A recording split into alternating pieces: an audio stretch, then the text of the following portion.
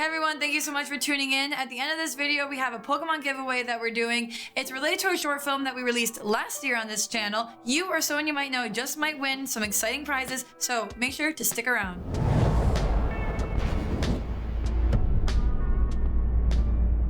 So, 2019, I don't know about all of you, but it took us on some hellish journeys. It was like that one meme with a dog engulfed in flames. This is fine. That all being said, I wouldn't change last year for anything. Because of those hellish journeys, we made a lot of mistakes, but because of those mistakes, we learned a lot of life lessons that are gonna make us better filmmakers for this year.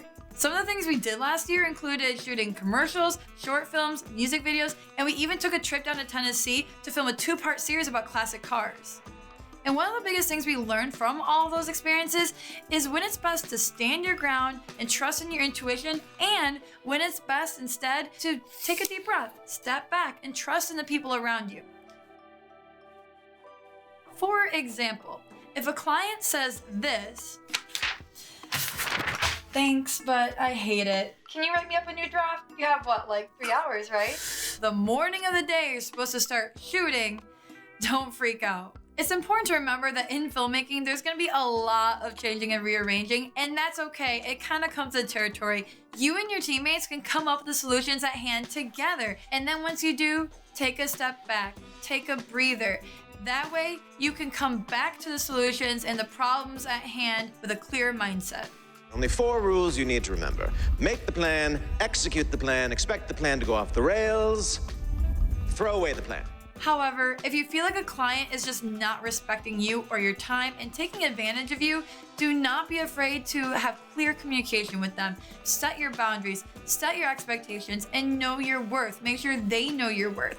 And still, after that communication, they aren't respecting you, willing to compromise or budge, do not be afraid to sever ties with them. That way, you know exactly what type of people to look out for in the future. There's people you just don't get along with and won't get along with, and that's okay. It's just a learning experience, but more on that in a later video.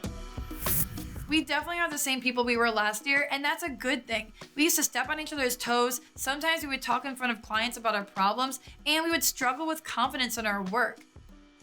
It's a good thing our team is full of people who are introspective about always being the best version of ourselves that we can possibly be. And because of that, this year, we don't step on each other's toes. We take the time to listen to each other.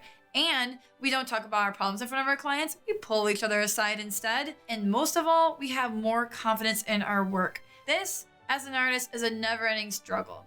However, as long as you're making progress every single year, that's the most you can always ask for.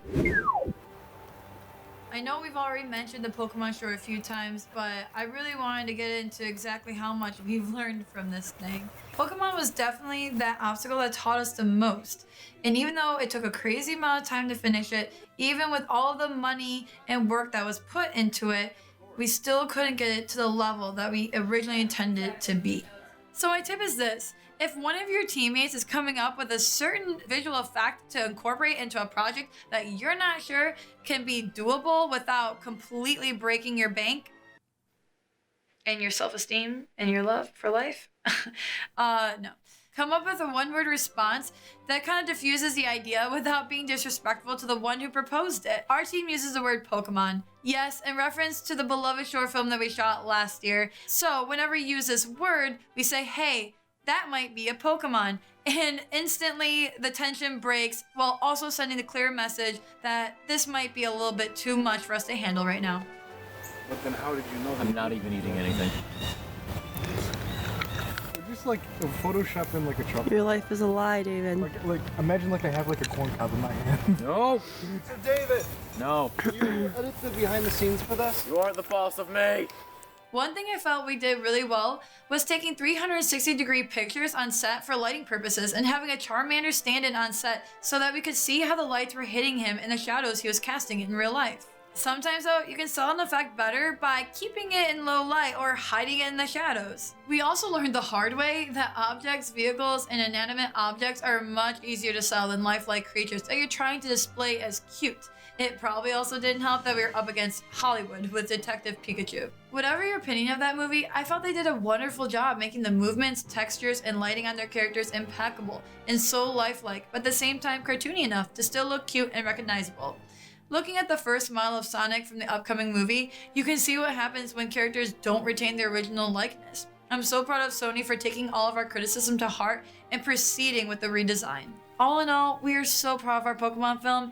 We put our blood, sweat, and tears into it, and even though it's far from perfect, it brought us together as a team.